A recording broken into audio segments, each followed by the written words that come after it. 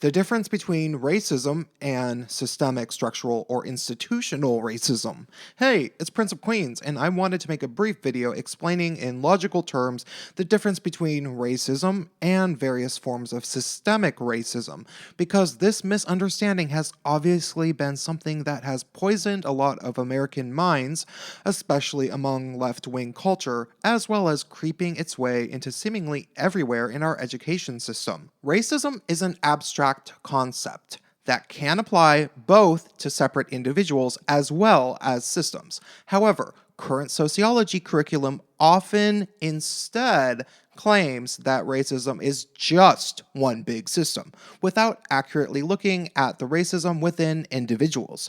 This is not just logically fallacious, but it is hard to reasonably track where exactly this foolishness actually came from. And while it can be a chicken or the egg type of an argument to get to the bottom of, I want to give it my take. I think the root of this madness comes from the notion that a lot of people seem to believe that racism was a quote unquote invention, as if everybody was colorblind up until some evil person, presumably a white male, realized that he could divide the masses by categorizing groups of people by previously unseen characteristics, like the color of people's skin, their hair types, and facial features. Like all of a sudden he's like, oh wait, I see something nobody else does. People look different. I can invent this thing called racism and trick them all. Ha ha ha ha ha. Simply put, I think that's stupid. And I think you know that's stupid too. You see, racism, as defined by racial prejudices, is not something that can ever be invented, because that would be assuming that people didn't have prejudices about different ethnic groups prior to Whitey's colonialism. This is completely naive. Racism was not invented, it was merely discovered. And then that discovery was eventually used to manipulate the masses, which still happens today, very obviously. To say that somebody could have invented racism would be like saying that somebody invented electricity. Electricity was always there, even though most people only ever saw it during thunderstorms for most of human history. I'll run with this electricity metaphor a bit to explain racism in better detail. Like lightning, racism would always naturally occur anytime one group, tribe, or civilization discovered another such group of people that looked different than them.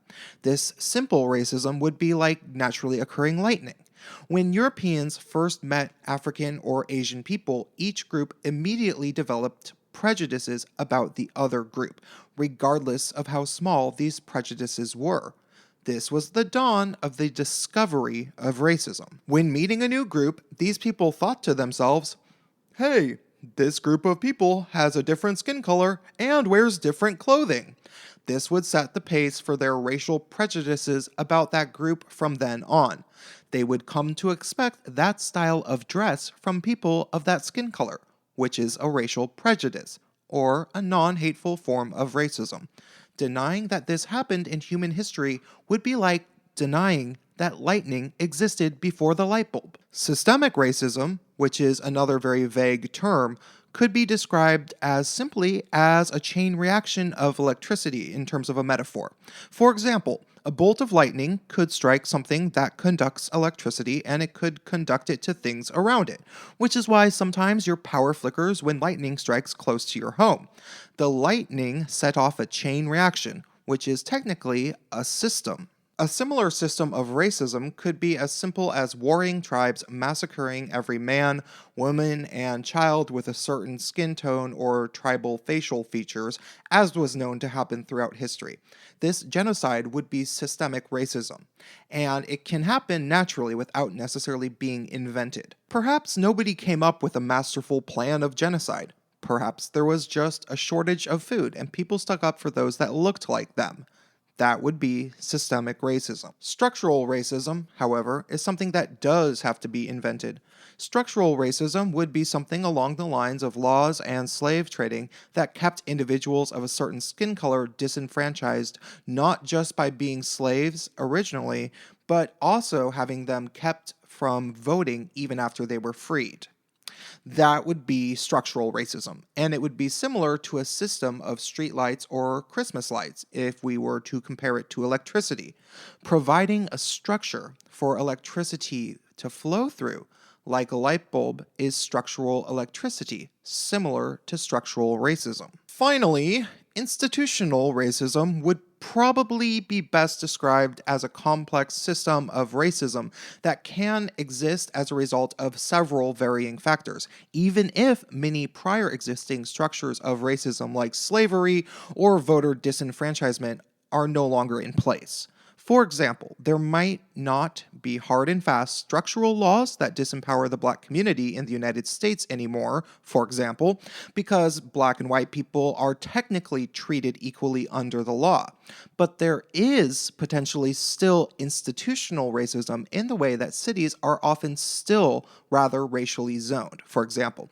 And it is well known that banks have been known to give predatory loans to black communities.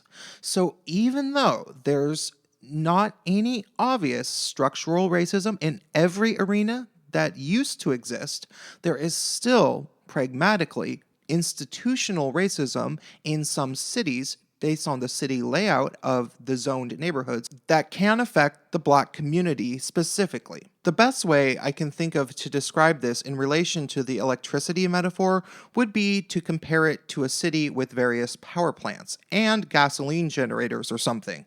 I realize this is not a perfect metaphor, but bear with me. There is a central power grid that powers all of the houses and keeps the electricity flowing, kind of like racism.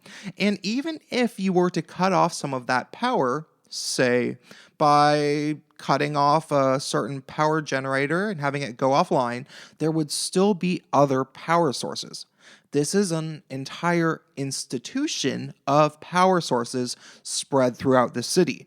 So there is institutional power or institutional electricity, somewhat like institutional racism, that doesn't go away simply because most structures of racism are gone. Now, this is not to say, and this is why the metaphor is kind of weak, this is not to say that the entire basis of setting up this system of institutional racism was created with the intent of being racist until all eternity. That's not what the prime motivating force of it probably was. The prime motivating force almost always is economics. And in cities where there aren't really any black people at all, but there's still a poor neighborhood, they find ways of dicking around the poor neighborhood to maximize profits just as much as they would in the black community. You gotta believe it, because, you're on the wrong side of the tracks, you're on the wrong side of the tracks. Doesn't matter what city you're in. They try to screw over the people that they can screw over, so the rich stay rich, the poor stays poor.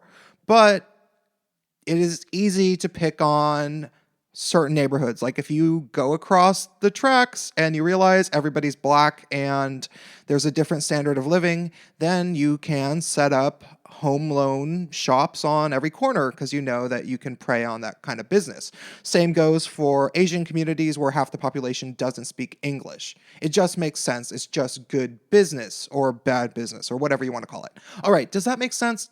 Oh, I have a headache now. Drop me a comment and stay tuned.